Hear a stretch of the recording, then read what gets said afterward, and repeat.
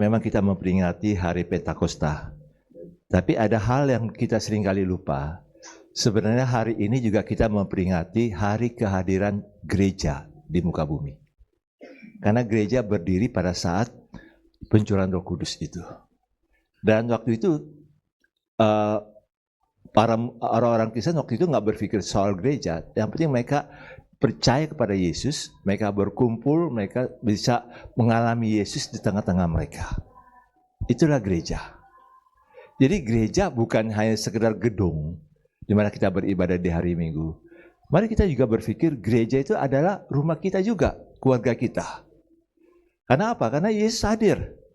Kalau kita percaya pada Yesus, orang dalam rumah kita juga percaya pada Yesus, Yesus hadir di tengah-tengah rumah kita. Dan itu yang kita bisa rasakan. Kalau Yesus hadir di tengah-tengah kita, Yesus hadir di dalam rumah kita, maka kita tidak perlu takut apapun yang terjadi. Mari kita coba buka firman Tuhan dulu. Matius 16 ayat 17 dan 18. Sampai 19. Ini tentang gereja.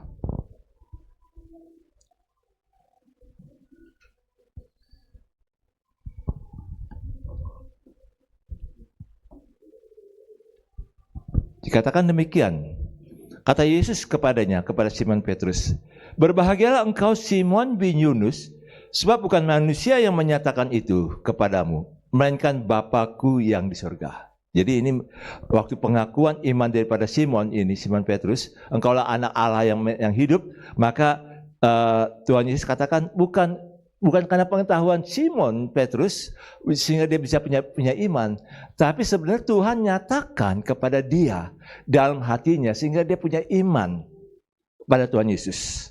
Nah, ini sesuatu yang indah. Jadi kalau kita punya iman bukan karena khotbah, bukan karena kita mengerti firman Tuhan, tapi karena Tuhan menyatakannya kepada kita.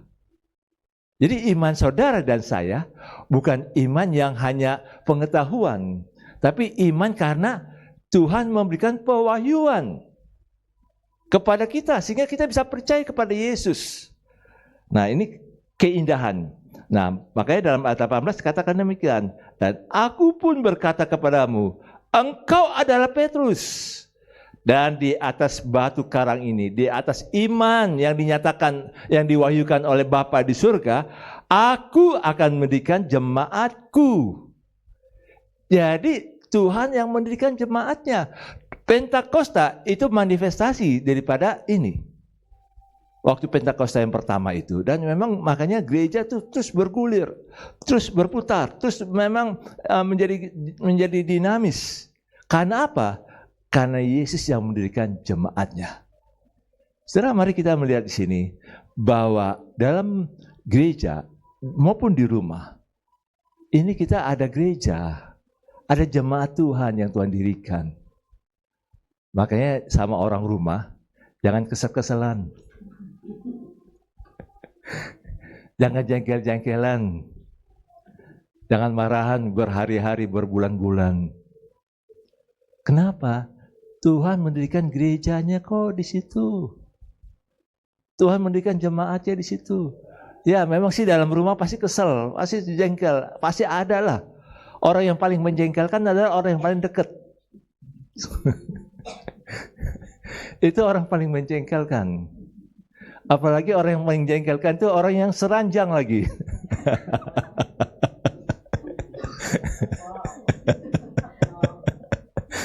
Iya, karena dia lagi gitu lah.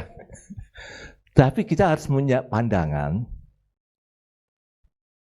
ada jemaat yang Tuhan dirikan dalam rumah kita. Ini loh indahnya. Jemaat itu ada dalam gereja-gereja. Tapi jemaat itu juga ada dalam rumah. Apa akibatnya kalau dalam rumah? Dikatakan demikian dalam ayat 18 bagian terakhir. Dan alam maut tidak akan menguasainya. Jadi kalau kita pelihara iman itu, kita ada satu kesepakatan bersama, kita baca firman bersama, kita berdoa bersama, baik di gereja maupun di rumah, Dikatakan alam maut tidak akan menguasainya. Artinya apapun masalah yang menimpa dalam rumah kita, apa sih masalah yang dalam rumah kita? Tidak akan bisa menguasai jemaat yang ada dalam gereja maupun yang ada dalam keluarga. Masalah apa? Keuangan. Setiap rumah tangga pasti ada masalah keuangan. Orang yang punya usaha banyak utang juga. Dia punya mobil juga ada utang. Punya rumah juga ada utang. Punya perusahaan yang besar ada utang juga. Bahkan tidak sedikit perusahaan-perusahaan besar utangnya lebih besar daripada perusahaannya. Tapi kalau kita percaya ada Yesus tengah-tengah kita, Yesus sudah mendirikan jemaatnya di rumah kita, maka itu akan bisa diatasi. Pasti ada cara Tuhan yang memelihara rumah kita, keluarga kita.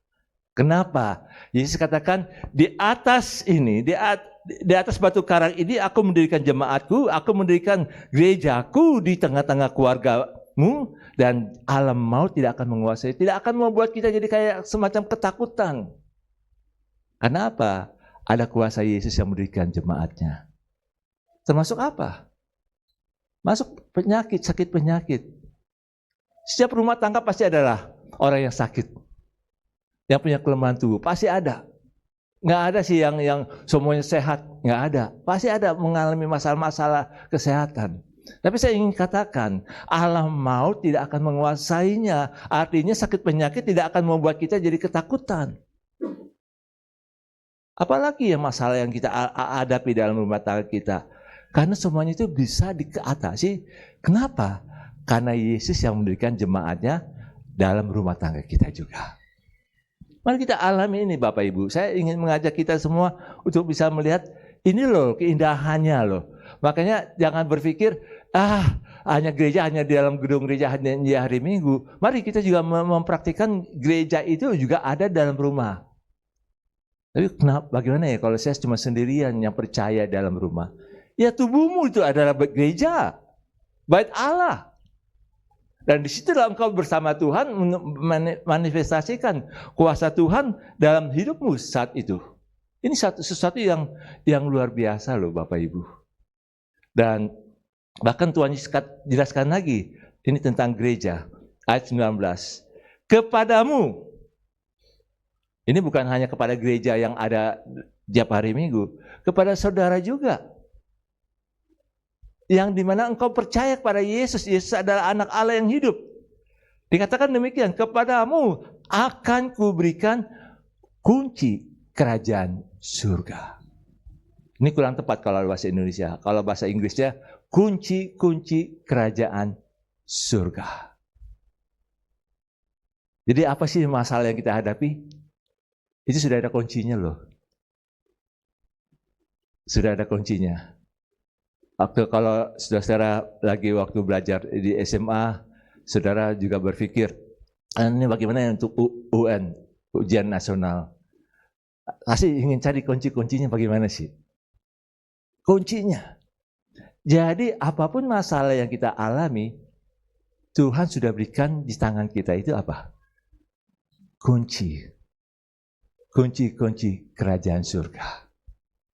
Kunci-kunci daripada jawaban dari masalah kita. Cuma kita perlu hikmat dari Tuhan. Kunci yang mana nih Tuhan yang dipakai? Kunci yang mana nih? Kan kunci kerajaan, kunci Inggris. Satu bisa untuk semua. Mungkin juga bisa kayak gitu. Tapi mungkin juga ada sesuatu yang beda. Makanya kepada kita, Tuhan sudah berikan kunci-kunci kerajaan surga. Ini luar biasa loh Bapak Ibu. Kalau gereja berdiri, Tuhan dirikan gereja dalam hidup kita, makanya itu dipakai. Dipakai. Jangan ditinggal di hari Minggu. Hanya di hari Minggu kita alami gereja, tapi kita alami gereja di dalam rumah kita. Karena Yesus hadir dalam rumah kita. Bahkan dikatakan demikian berikutnya. Ini kekayaan yang luar biasa yang Tuhan berikan kepada kita, pada saudara dan saya juga. Apa yang kau ikat di dunia akan terikat di surga. Dan apa yang kau lepaskan di dunia ini akan terlepas di surga. Artinya gini saudara. Kalau kita bilang gini pada setan, setan, kau tidak bisa masuk dalam rumah ini. Maka surga menjawab doa kita. Karena ada iman, pernyataan iman. Maka surga menyatakannya. Sehingga setan tidak bisa masuk. Kenapa? Karena kita ada pernyataan iman, ada doa. Untuk menjaga rumah kita. Maka setiap masalah apapun juga ada kuasa yang Tuhan sudah berikan kepada saudara dan saya. Mari kita pakai ini. Gereja hadir itu berlaku bagi saudara. Cuman ini yang menjadi pertanyaan gini sih. Ini 2033, ini sudah 2000 tahun ini. Gereja hadir di tengah-tengah dunia. Tinggal 9 tahun lagi. Seberapa besar pengaruh kita kepada orang-orang di sekitar kita? Seberapa besar? Orang-orang yang ada di sekitar kita mengenal Yesus apa tidak? Apakah orang-orang di sekitar kita itu tahu Yesus apa tidak?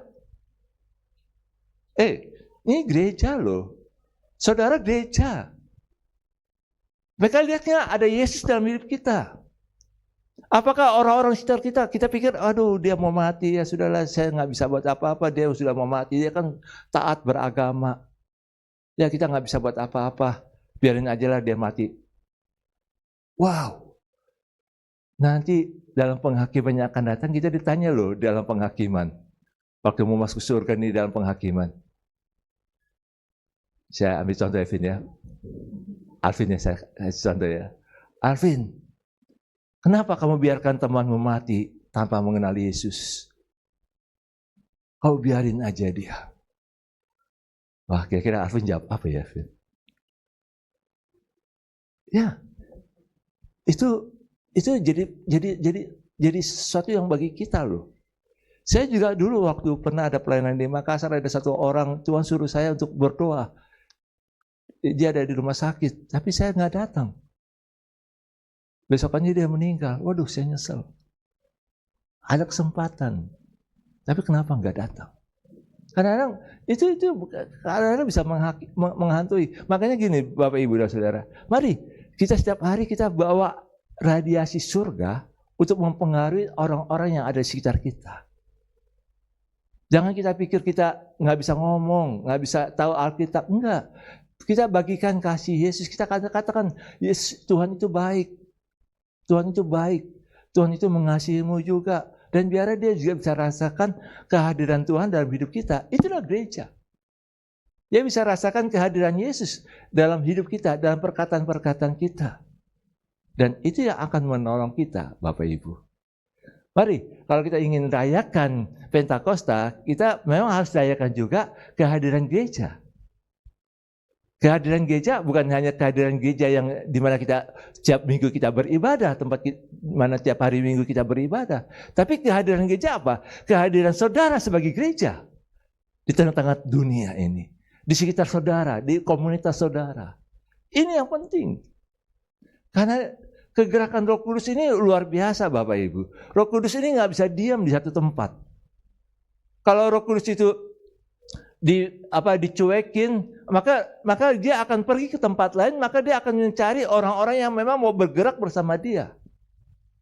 Dan kalau kita ngakunya anak Tuhan, tapi Roh Kudus kita cuekin, wah betapa sedihnya hati Roh Kudus. Karena Roh Kudus itu, saudara, itu adalah pribadi, punya perasaan. Sama seperti kita loh, punya perasaan. Punya perasaan. Kita bertamu, diundang, kita bertamu sampai di rumah, orang tuan rumah itu sibuk sana sini. Waduh, kita jadi nggak enak dalam rumah itu. Akhirnya kita bilang, sudah permisi, saya mau pulang dulu lah. Itulah. Kita juga merasakan seperti itu. Tapi Roh Kudus juga seperti itu, Bapak Ibu. Artinya kalau dia dicuekin, maka dia akan pergi. Makanya kita ingin belajar dari firman Tuhan berikutnya ini adalah ngakunya anak Tuhan. Kok Roh Kudus dicuekin? Mari kita lihat Roma 8 ayat 14.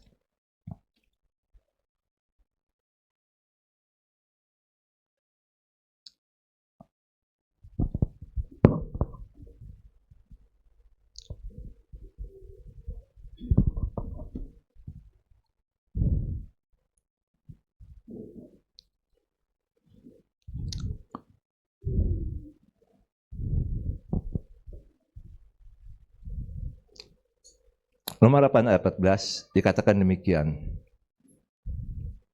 Semua orang yang dipimpin Roh Allah adalah anak Allah. Jadi semua orang yang dipimpin Roh Allah adalah anak Allah. Jadi orang-orang yang memang dipimpin setiap hari oleh Roh Tuhan, maka dia disebut anak Allah. Tapi banyak orang yang ngaku anak Tuhan, tapi kenyataannya nggak dipimpin sama Roh Tuhan, Roh Kudus. Mencuekkan, dicuek. Kata dipimpin itu berarti dari kata ago dalam bahasa Yunani, itu artinya dipimpin, dibawa, digiring, dituntun, pergi bersama-sama, melewati bersama-sama.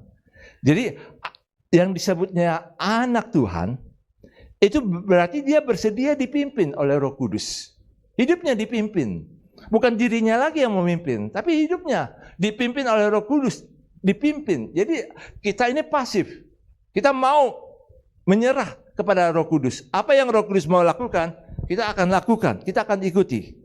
Bahkan dikatakan dibawa. Jadi kita, malas lah, mager. Enggak, kalau Roh Kudus bilang, ayo pergi, maka kita harus pergi. Digiring, dituntun, pergi bersama-sama Roh Kudus dan melewatinya bersama-sama Roh Kudus. Kalau kita disebut sebagai anak Allah, bahwa kita bersedia penuh untuk menyerahkan diri kita, dipimpin, dibawa, digiring, dan dituntun dan pergi bersama-sama dengan Roh Kudus. Tapi kenyataannya banyak orang yang jadi ngaku anak Tuhan, tapi setiap hari Roh Kudus kok dicuekin. Dalam ada tiga hal yang akan saya sharingkan di sini. Kenapa? Bagaimana Roh Kudus dicuekin? Karena dosa jalan terus. Dan alasannya, ya itu kan manusiawi. Saya kan dari daging ini, setiap hari saya juga bergumul juga dengan diri saya. Itu seringkali yang ada orang-orang yang menyatakan demikian. Ya, dosa ini kan memang itulah kenyataan dalam dunia ini. Tapi kalau kita dipimpin oleh Roh Kudus, maka kita dibawa oleh Roh Kudus untuk bisa menang terhadap dosa itu. Cuma banyaknya orang itu lebih asik sekali dengan dosa. Nyaman dengan dosanya. Apalagi kalau dosanya itu, betul-betul mendatangkan keuntungan. Ini yang 2 minggu ini kita betul-betul dihebohkan oleh pengadilan di Jakarta Pusat, di Jalan Bungur itu. Anaknya cunatan, pakai uang negara. Anaknya pakai stem cell, skincare, stem cell juga. Itu mahal tuh stem cell itu. Itu uang negara. Waduh, heboh sekali tuh. Heboh sekali. Nggak ketahuan kan? Tapi waktu terbongkar, betapa malunya. Jadi heboh. Itulah dosa. Mungkin ada orang berpikir, ya itu udah biasalah di Indonesia. Memang sudah biasa bagi sebagian orang. Kalau nggak buat kayak gitu, bukan Indonesia katanya. Tapi saya ingin katakan, ya dosa tetap dosa. Dan itu sesuatu yang bukan bukan main-main di hadapan Tuhan. Dosa upah dosa adalah maut. Dan ini mengerikan. Makanya Tuhan Yesus kenapa harus mati di kayu salib? Karena Tuhan Yesus tahu bahwa manusia itu nggak bisa menang terhadap dosa. Dan kalau kita katakan saya nggak bisa menang terhadap dosa, maka kita menyangkal kuasa salib Yesus. Kuasa kebangkitan Yesus. Kita harus bisa menang terhadap dosa. Dosa apa yang menjadi menghalang bagi kita? Maka dosa itu akan kita harus bisa atasi bersama-sama. Karena apa? Karena ada Roh Kudus. Bahkan ada juga yang berpikir gini, Bapak, Ibu, dan Saudara. Kalau semakin besar dosanya, maka semakin besar kasih karunia Tuhan. Jadi ada orang yang bilang gini nih, berapa puluh tahun yang lalu ada orang bilang gini, makanya jadilah seperti Paulus, jahat-jahat sekali, bunuh orang-orang Kristen, itu sangat jahat sekali. Tapi begitu mengenal Tuhan, dia jadi orang yang luar biasa. Ada orang yang bilang gitu. Jadi kalau kamu mau jahat waktu masih muda, jahat aja sekalian. Hati-hati dengan seperti itu. Karena dalam Roma 6 ayat 1 sampai 2 dikatakan demikian. Roma 6 ayat 1 sampai 2. Jika demikian, apakah yang hendak kita katakan?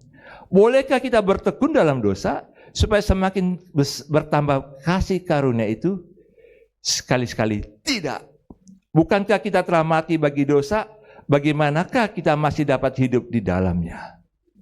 Jadi nggak ada lagi yang katakan, kan nggak apa-apa, masih muda berdosa nggak apa-apalah, masih muda banyak pacar juga nggak apa-apa. Yang penting kan waktu nikah cukuplah satu. Belum tentu juga. Belum tentu juga seperti itu. Nah, Bapak Ibu dan Saudara, kita bisa lihat di sini, jangan kompromi dengan dosa. Dosa itu betul-betul mengikat. Ada komitmen dari kita, dalam diri kita terhadap satu dosa, dengan dosa-dosa tertentu. Dan itu membuat kita jadi kayak apa ya, terbelenggu dengan dosa itu. Kita nggak bisa keluar. Ada satu semacam kecanduan. Cobalah, saudara bilang sama orang yang merokok, jangan merokok lah. Karena jadi sudah kecanduan. Dia bilang apa? Memangnya ada firman Tuhan yang dilarang merokok.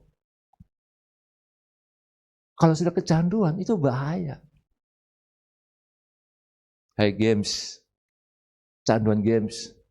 Waduh, itu kecanduan. Jadi kalau kita sudah dalam kecanduan itu ada satu keterikatan kita dengan satu perbuatan itu, dan akhirnya itu membuat kita jadi kayak terikat, terbelenggu. Ini yang kita harus sadari, kita betul-betul harus bebas dari dosa, dari kebiasaan-kebiasaan yang salah seperti itu. Nah, Paulus juga bergumul dengan dirinya juga sebenarnya. Orang yang seperti Paulus ini juga bergumul, dan dia nyatakan dalam Roma 7 ayat 18 sampai dengan 24. Dikatakan demikian. Sebab aku tahu bahwa di dalam aku, yaitu di dalam aku sebagai manusia, tidak ada sesuatu yang baik. Ini Paulus katakan, tidak ada sesuatu yang baik. Sebab kehendak memang ada di dalam aku, tapi bukan hal berbuat apa yang baik. Sebab dalam ayat 19, bukan apa yang aku kehendaki, yaitu yang baik, yang aku perbuat. Melainkan apa yang tidak aku kehendaki, yaitu yang jahat, yang aku perbuat. Maunya nggak marah. Tapi karena ada satu keadaan tertentu, akhirnya kita jadi marah.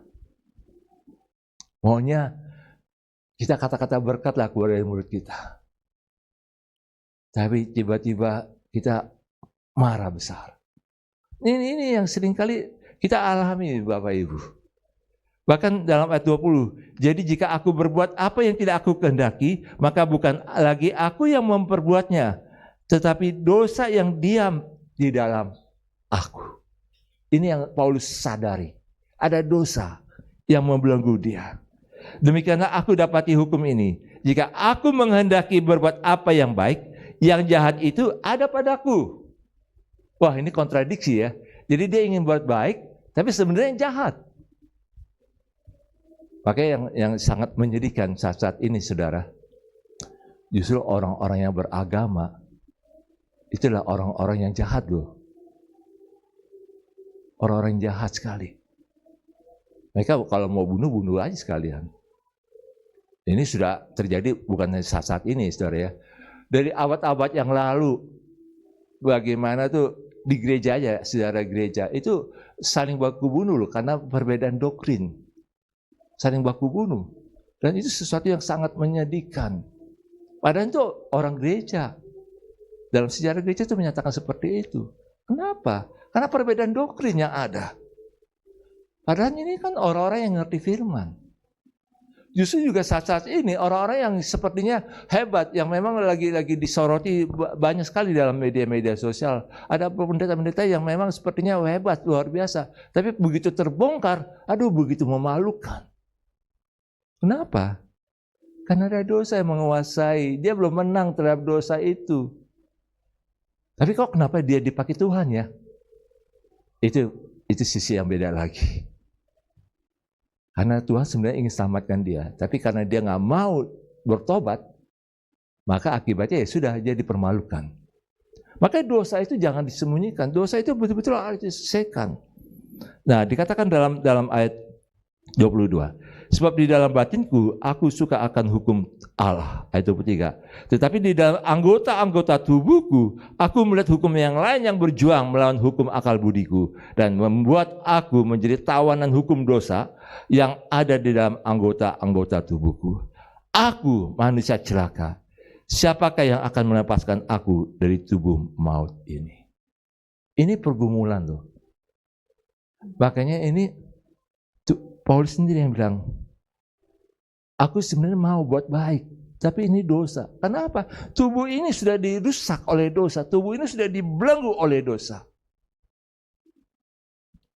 Mari kalau kita mengaku sebagai anak Tuhan, mari kita biarkan Roh Kudus menolong kita selesaikan dosa. Karena Roh Kudus itu yang bisa menolong, saudara. Nah, puji Tuhan, Paulus dapatkan jawabannya dalam ayat 25. Dikatakan demikian. Syukur kepada Allah oleh Yesus Kristus Tuhan kita. Karena ini jawabannya. Bukan karena kekuatan dia, tapi karena Yesus yang mati di kayu salib. Jadi dengan akal budiku aku melayani hukum Allah, tapi dengan tubuh insani aku melayani hukum dosa. Jadi dia sadari. Jadi satu-satunya adalah Tuhan Yesus. Bagaimana untuk mengatasi semuanya ini? Kita lari ke Roma 8 ayat 1 sampai 4. Roma 8 ayat 1 sampai 4. Dikatakan demikian. Demikianlah sekarang tidak ada penghukuman bagi mereka yang ada dalam Kristus Yesus. Roh yang memberi hidup telah memerdekakan kamu dalam Kristus dari hukum dosa dan hukum maut. Jadi roh yang memberi hidup itu akan menolong kita. Asal apa? Kita mati dulu terhadap dosa. Karena Yesus mati di kayu salib, Yesus juga bangkit pada hari ketiga. Kuasa kebangkitan itu berkuasa dalam hidup kita. Makanya kita harus katakan, saya harus mati terhadap dosa ini. Dosa apa yang mengikat kita? Kita harus katakan, saya mati terhadap dosa ini. Dosa yang betul-betul yang membelenggu kita. Jangan kita pikirkan, itu biasa aja. Jangan. Karena itu sangat membuat kita menderita. Membuat kita menderita. Semakin kita keraskan hati kita, semakin kita akan lelah dengan dosa. Lelah, saudara. Saudara akan dibuat lelah dan lelah. Masih keraskan hati, dibuat lelah lagi, semakin lelah. Dan sampai saudara bilang katakan gini, saya menyerah. Saya sudah capek sekali. Pada saat seperti itu, saudara, saya ingin katakan, biarlah saudara harus mati terhadap dosa. Saudara katakan, saya harus mati terhadap dosa. Saudara katakan, saya tidak mau lagi mau kompromi dengan dosa itu. Makanya kenapa orang dibaptis, kalau dibaptis Islam, biasanya kan langsung dicelupkan ya. Jadi kayak orang mati lah. Waktu di Islam itu kan kayak orang mati, jadi ditidurkan di dalam air, setelah itu keluar dari air itu, bangkit. Artinya apa? Saudara dan saya menyatakan saya mati terhadap dosa. Dosa apa yang ada dalam hidup kita? Kita harus berani katakan, saya mati terhadap dosa ini. Harus keras terhadap diri sendiri. Saya mati terhadap dosa ini. Kenapa, saudara? Jangan sampai akhirnya kita mencuekkan Roh Kudus. Kalau Roh Kudus ada dalam diri kita, Roh Kudus ingin bebaskan kita dari dosa-dosa. Karena kalau kita tidak selesaikan dosa itu seperti kanker. Dia akan terus bekerja. Dia akan terus bekerja, merusak hidup kita, roh kita, merusak tubuh kita juga, dan merusak jiwa kita. Itu dosa. Menjalarnya seperti kanker. Apalagi yang namanya dosa kebohongan. Belum ketahuan. Tapi dosa kebohongan itu pun juga lama-kelamaan pasti melahirkan dosa lagi. Dusta pasti melahirkan dusta. Kebohongan pasti melahirkan kebohongan lagi. Bahkan lebih besar lagi. Semakin bohong lagi, akhirnya kita dikuasai oleh kebohongan. Ada yang namanya sampai sakit jiwa, terbiasa berbohong. Itu sampai sakit jiwa. Dan pernah ada seorang ahli psikiater, dia dokter di bidang psikiater, dia bilang, orang yang sakit jiwa karena suka berbohong, itu kalau 6 bulan di terapi, baru 5% sembuhnya. Saudara bisa bayangkan, 6 bulan, 5%, 6 bulan. Kalau betul-betul mau sembuh total, 5 kali 20, jadi 100%. Jadi 6 bulan kali 20. Bisa dibayangkan itu. Bisa 10 tahun. Harus diterapi terus. Kebiasaan bohongnya itu. Makanya saudara, kita belajar dari firman Tuhan ini. Jangan cuekin Roh Kudus. Karena Roh Kudus ingin bebaskan kita dari dosa. Dan dosa itu membuat kita jadi menderita. Mari kita mau belajar dari hukum roh. Karena roh itu yang menghidupkan. Maka kita mau mati terhadap dosa. Dosa apa yang ada pada kita? Nyatakan, aku mati terhadap dosa ini. Aku mati terhadap dosa ini. Apalagi zaman sekarang ini,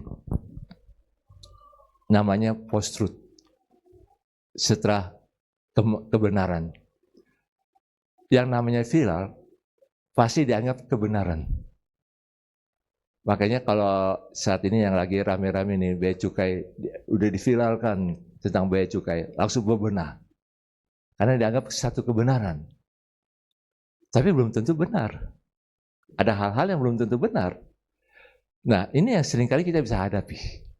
Bisa saja terjadi. Dusta, kalau bagi banyak dusta, makin banyak orang berdusta, itu dianggap kebenaran.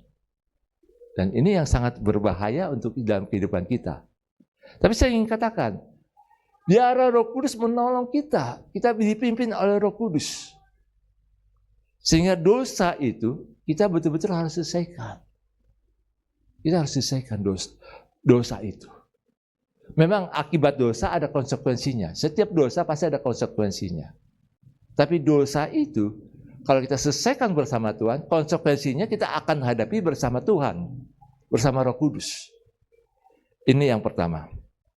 Yang kedua, yang kita ingin belajar. Ngakunya si anak Tuhan, tapi Roh Kudus dicuekkan. Karena apa? Karena menganggap hidup saya ini adalah milik saya sendiri. Saya tidak butuh Roh Kudus. Ini gaya saya kok. Ini cara saya. Ini dari tahun ke tahun ini saya banget. Nah, karena apa? Karena asumsinya hidup saya ini adalah milik saya sendiri. Diri saya adalah milik saya sendiri. Saya nggak butuh Roh Kudus. Saya nggak butuh dipimpin oleh Roh Kudus. Saudara, kalau engkau percaya pada Yesus, sebenarnya engkau memberi dirimu. Engkau nggak punya hak lagi atas dirimu sebenarnya. Kalau engkau percaya pada Yesus, engkau nggak punya hak lagi atas diri kita. Saya pun juga demikian. Saya nggak punya hak lagi atas diri saya. Contoh sederhana aja lah. Kalau engkau menikah dengan pasanganmu, sebenarnya engkau nggak punya hak lagi atas dirimu sendiri loh. Kalau engkau menikah dengan pasanganmu, engkau nggak punya hak lagi atas dompetmu. Kalau engkau menikah dengan pasanganmu, engkau nggak punya hak lagi atas handphonemu lagi. Itu kan hal-hal yang sederhana. Kalau engkau menikah dengan pasanganmu, engkau juga harus diatur juga sama pasanganmu. Kalau mau keluar dari rumah, harus beritahu mau kemana. Jam berapa pulang. Dulu waktu masih single, wah bebas. Mau pulang malam, mau pulang jam 12, mau pulang jam 2, ya terserah gue lah. Tapi kalau sudah nikah, belum tentu. Apa-apalah. Sampai kan dikunci dari dalam, sampai nanti 2 hari lagi baik. Ya, tapi kan nggak seperti itu loh. Kalau kita punya komitmen dengan seseorang, dengan pasangan kita, maka kita berikan semuanya dalam hidup kita. Demikian juga dengan Yesus. Kalau kita katakan, saya mau ikut Yesus, saya percaya pada Yesus, maka kita harus punya komitmen sepenuhnya diatur oleh Roh Kudus. Bukan diri kita lagi. Tapi ada anak-anak Tuhan yang ngakunya anak-anak Tuhan berpikir, ya kan saya milik saya bisa atur sendiri. Saya udah dewasa kok. Betul, engkau sudah dewasa. Tapi engkau butuh Yesus. Kenapa? Kalau orang yang nggak dipimpin oleh Roh Kudus, maka dia bukan anak Allah. Kalau dia nggak punya Roh Kudus, maka dia bukan milik Yesus. Itu aja sih sederhananya. Makanya kalau kita mau hidup atur sendiri, maka sebenarnya saudara, kita ini belum dimiliki oleh Yesus. Makanya kita harus betul-betul butuh Yesus. Kita harus katakan saya milik Yesus. Maka saya harus sepenuhnya diatur oleh Yesus. Dalam ayat yang ke-11, dalam ayat yang ke-9 demikian, dari Roma 8 ayat yang ke-9. Dikatakan demikian. Tapi kamu tidak hidup dalam daging, melainkan dalam roh. Jika memang roh Allah diam di dalam kamu, tetapi jika orang tidak memiliki roh Kristus, ia bukan milik Kristus. Ini Roma 8 ayat 9. Jadi kalau kita nggak mau diatur oleh Roh Kudus, kita tidak memiliki Roh Kudus, maka kita bukan milik Kristus. Kita nggak bisa mempunyai kunci-kunci kerajaan surga lagi. Kita nggak bisa, kita akan dikuasai oleh alam maut. Makanya saudara, kita harus menyerahkan diri kita. Dan ayat 11, dalam ayat 11. Dan jika roh Dia yang telah membangkitkan Yesus dari antara orang mati diam di dalam kamu, maka Ia yang telah membangkitkan Kristus Yesus dari antara orang mati akan menghidupkan juga tubuhmu yang fana itu oleh Roh-Nya yang diam di dalam kamu. Jadi Roh Kudus yang menghidupkan Yesus, membangkitkan Yesus, itu juga yang akan bekerja dalam tubuh kita. Sehingga tubuh kita ini bisa menang terhadap dosa.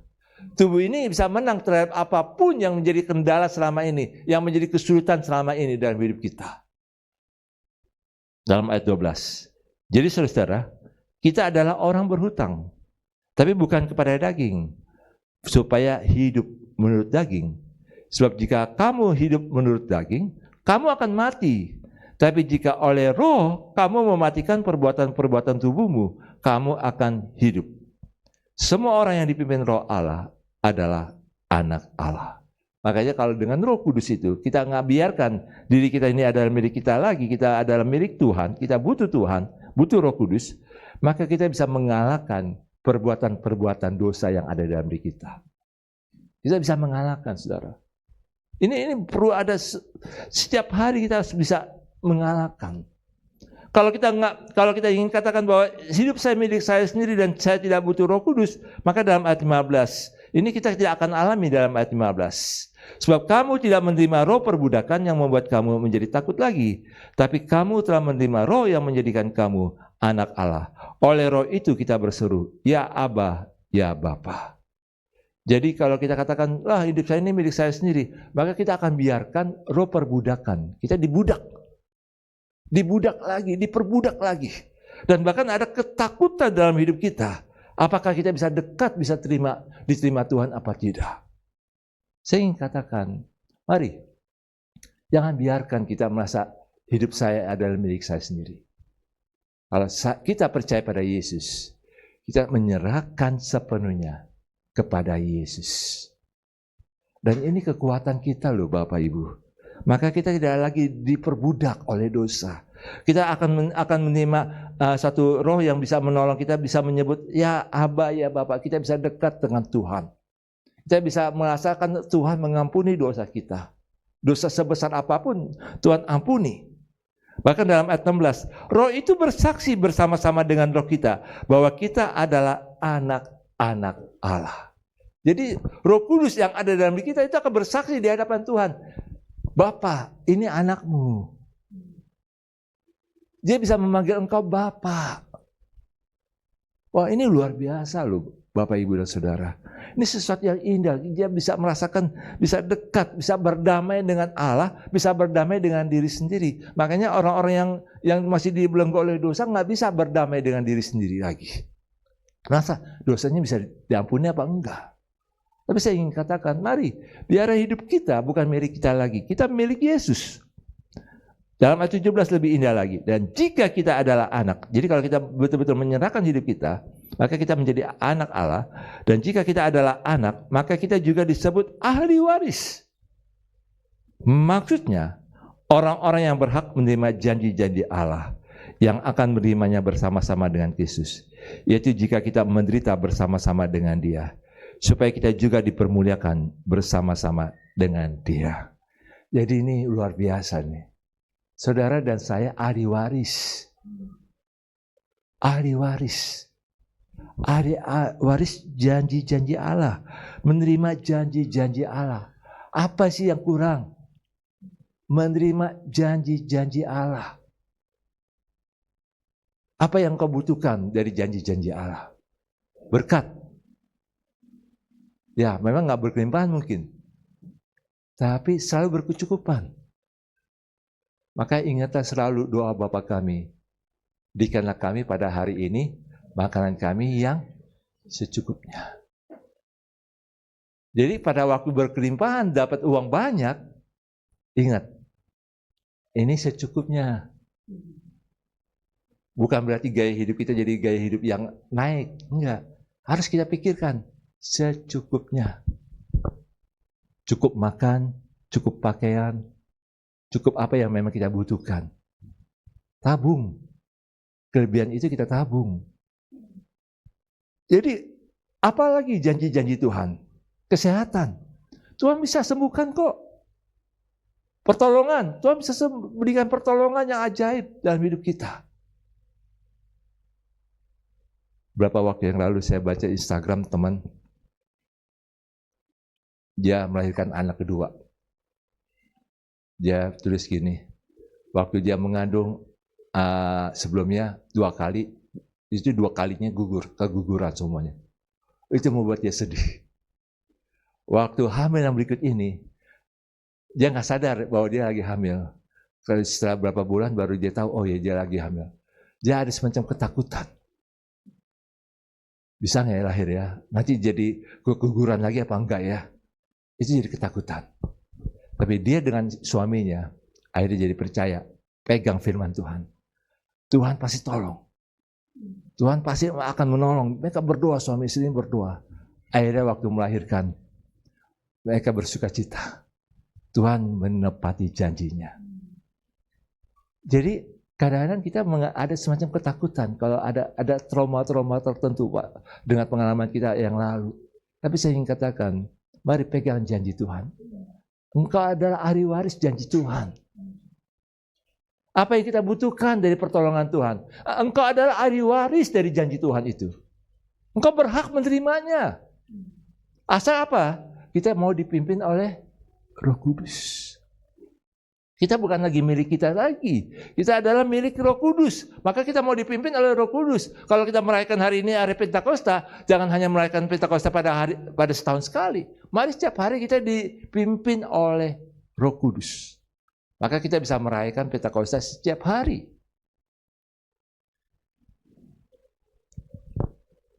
Nah, ini tentang Roh Kudus. Yang berikutnya yang terakhir ini. Ada orang yang mengaku orang Kristen tapi Roh Kudus dicuekin. Jadi orang-orang ngaku anak-anak Tuhan tapi Roh Kudus dicuekin. Karena dia bilang gini, saya juga berdoa kok. Saya berdoa lebih dari 5 kali sehari. Jadi lebih hebat kan. Jadi saya tidak perlu ditolong dalam berdoa. Kok bisa lebih dari 5 kali? Kita hitung ya. Doa makan 3 kali itu 2 kali. Atau mungkin 4 kali. Ya, taruhlah 3 kali lah. Kalau 4 kali, puji Tuhan juga lah. 3 kali. Bangun pagi, berdoa nggak ya? Oh mungkin nggak ya, sudah nggak apa-apa. Mau pergi aja, berdoa juga. Entah berdoa di kendaraan, entah berdoa dalam rumah. Berdoa. Pulang, ya berdoa di hati lah. Mau tidur, berdoa. Itu dari 5. Terus kalau lagi kekurangan, berdoa juga. Minimal saudara bisa berdoa lebih dari 5 kali. Wah, lebih hebat dong. Tapi saya ingin katakan, Doa-doa seperti itu memang kita butuhkan. Tapi kita lebih butuh kalau berdoa ditolong oleh Roh Kudus. Kenapa? Karena Roh Kudus tahu. Mari kita buka dalam ayat 26 sampai dengan 28, ayat 26. Dikatakan demikian. Demikian juga Roh membantu kita dalam kelemahan kita. Sebab kita tidak tahu bagaimana sebenarnya harus berdoa. Tapi Roh sendiri berdoa untuk kita kepada Allah dengan keluhan-keluhan yang tidak terucapkan.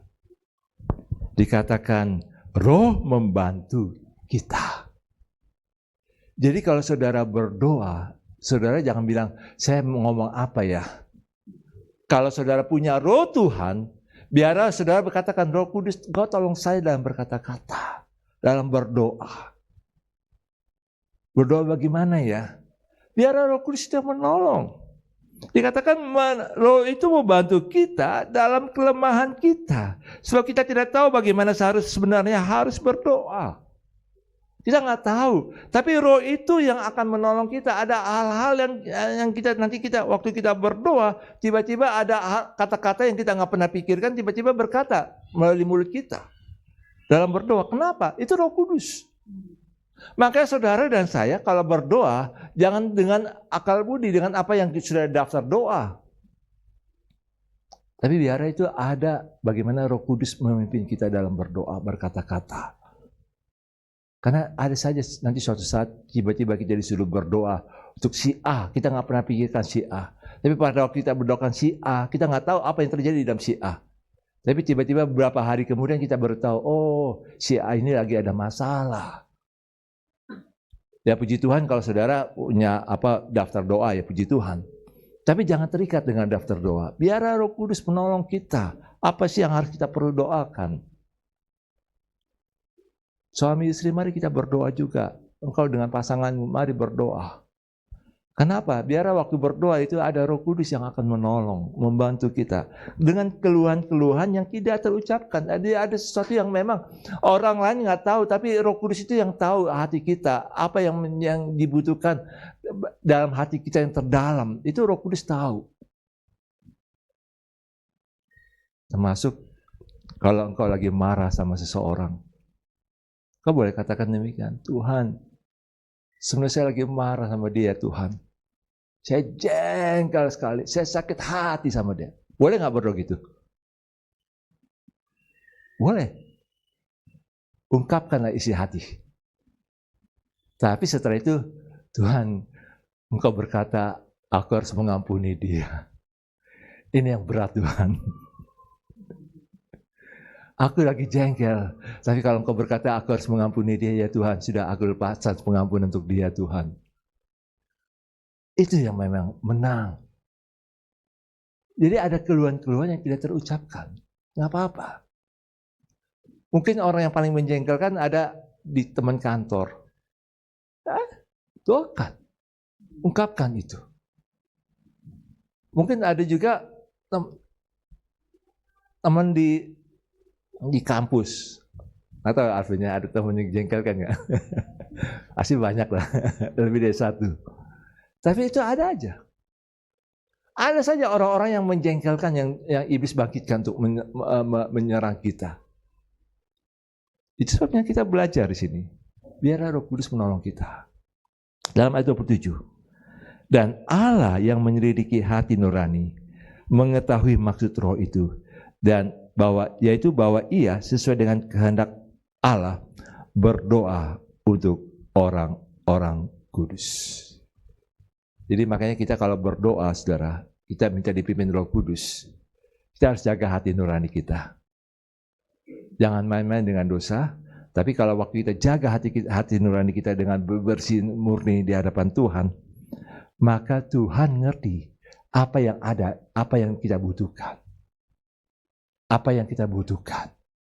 Maka saudara, biarlah kita dipimpin oleh Roh Kudus. Kalau mau berdoa dipimpin oleh Roh Kudus. Kita akan betul-betul akan mengerti apa sih maksud Tuhan, bagaimana cara Tuhan menolong kita. Makanya Roh Kudus jangan dicuekin. Kalau kita ngaku anak Tuhan, Roh Kudus jangan dicuekin. Biar kita berdoa juga bersama-sama dengan Roh Kudus. Dan akibatnya, ini yang kita akan alami dalam ayat 28. Kita tahu sekarang bahwa Allah turut bekerja dalam segala sesuatu untuk mendatangkan kebaikan bagi mereka yang mengasihi Dia, yaitu bagi mereka yang terpanggil sesuai dengan rencana Allah. Karena Roh Kudus yang mendoakan, berdoa untuk orang-orang kudus, untuk kita, maka Tuhan turut bekerja dalam segala sesuatu. Apapun yang orang lain buat, yang jahat bagi kita, itu tidak akan mencelakakan kita. Selalu ada kebaikan bagi kita. Selalu ujungnya ada kebaikan.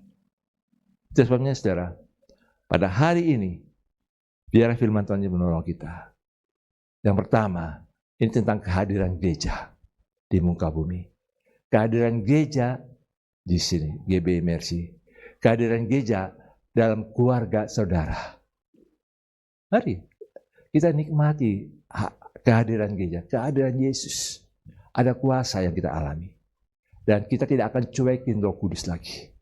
Kita akan berjalan bersama Roh Kudus setiap hari. Amin.